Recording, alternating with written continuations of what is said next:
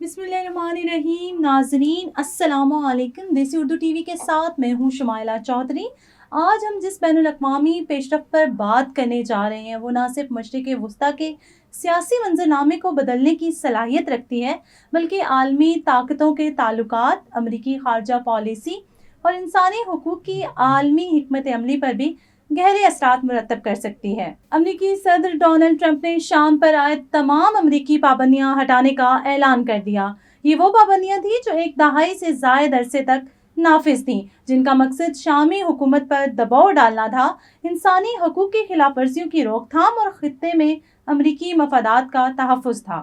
آج کی رپورٹ میں ہم اس اہم فیصلے کے پس منظر، اثرات اور رد عمل کا تفصیلی جائزہ لیں گے. امریکی صدر ڈونلڈ ٹرمپ نے ایک بیان میں اعلان کیا کہ ان کی انتظامیہ شام پر عائد تمام امریکی پابندیاں ختم کر رہی ہے. صدر ٹرمپ نے اپنے فیصلے کو ایک نئے باب سے تعبیر کرتے ہوئے کہا کہ ہم نے شام پر پابندیاں اس وقت لگائیں جب وہاں کی صورتحال نہایت سنگین تھی. ان پابندیوں نے اپنا مقصد پورا کیا، لیکن اب وقت آ گیا ہے کہ شام آگے بڑھے، اپنے زخموں پر مرہم رکھے اور ایک نئی امید کے ساتھ آگے دیکھے. اب شام کو آگے بڑھنے اور چمکنے کا موقع دیا جانا چاہیے. صدر ٹرمپ کا یہ اعلان عالمی سیاسی حلقوں میں حیرت اور بحث کا باعث بن گیا ہے. امریکہ نے شام پر مختلف ادوار میں درجنوں معاشی، سفارتی اور دفاعی پابندیاں عائد کی تھیں. ان کا ہدف شامی صدر بشار الاسد، ان کی حکومت، عسکری ادارے اور وہ کاروباری شخصیات تھیں جو حکومت کے قریب سمجھی جاتی تھیں. صدر ٹرمپ کے اس فیصلے کو ان کی امریکہ فرسٹ پالیسی کا تسلسل قرار دیا جا رہا ہے، جس میں وہ غیر ملکی جنگوں اور طویل پابندیوں سے امریکہ کو نکالنے کے حق میں رہے. ان کے قریبی مشیروں کا کہنا ہے کہ اقدام نہ صرف شام بلکہ پورے خطے میں معاشی بحالی اور استحکام کا راستہ کھولے گا. تاہم اس فیصلے پر تنقید بھی شدت سے کی جا رہی ہے. انسانی حقوق کی تنظیمیں، کچھ امریکی قانون ساز اور یورپی اتحادیوں نے سوال اٹھایا ہے کہ کیا شام میں واقعی حالات اتنے بہتر ہو چکے ہیں کہ اس پر تمام پابندیاں ہٹا دی جائیں. سینیٹر کرس مرفی نے اپنے ایک بیان میں کہا ہے کہ شام ابھی بھی انسانی حقوق کی بدترین خلاف ورزیوں کا شکار ہے. ہزاروں افراد آج بھی جبری طور پر لاپتہ ہیں، لاکھوں بے گھر ہیں اور حکومت پر جنگی جرائم کے الزامات ہیں. ایسے میں تمام پابندیاں ہٹا دینا دنیا کو غلط پیغام دینا ہے. ہیومن رائٹس واچ نے بھی اپنے رد عمل میں کہا کہ پابندیاں ہٹانا ان متاثرین کے ساتھ ناانصافی ہوگی جو برسوں سے ظلم اور بربریت کا سامنا کرتے آ رہے ہیں.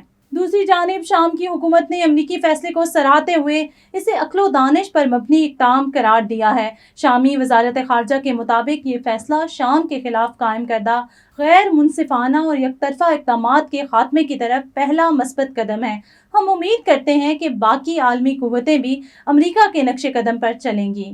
تجزیہ نگاروں کا کہنا ہے کہ اس فیصلے کے پیچھے کئی ممکنہ محرکات ہو سکتے ہیں، جن میں چین اور روس کی شام میں بڑھتی ہوئی اقتصادی و عسکری موجودگی بھی شامل ہے. تجزیہ کاروں کے مطابق امریکہ شام کے حوالے سے اپنی خالی ہوتی جگہ دوبارہ بھرنا چاہتا ہے اور پابندیاں ہٹانا اس سمت ایک قدم ہے. اس فیصلے کے بعد شامی معیشت میں کچھ ہلچل دیکھی گئی. دمشق میں سونے اور ڈالر کی قیمتوں میں کمی آئی ہے اور کئی کمپنیوں نے امید ظاہر کی ہے کہ امریکی سرمایہ کاری ایک بار پھر شام کا رخ کریں گے. تو ناظرین، یہ سوال اب سر فہرست ہے کہ کیا صدر ٹرمپ کا یہ فیصلہ شام کو واقعی ایک بہتر مستقبل کی طرف لے جائے گا یا پھر یہ اقدام بین الاقوامی انسانی حقوق کے اصولوں پر سمجھوتا قرار دیا جائے گا؟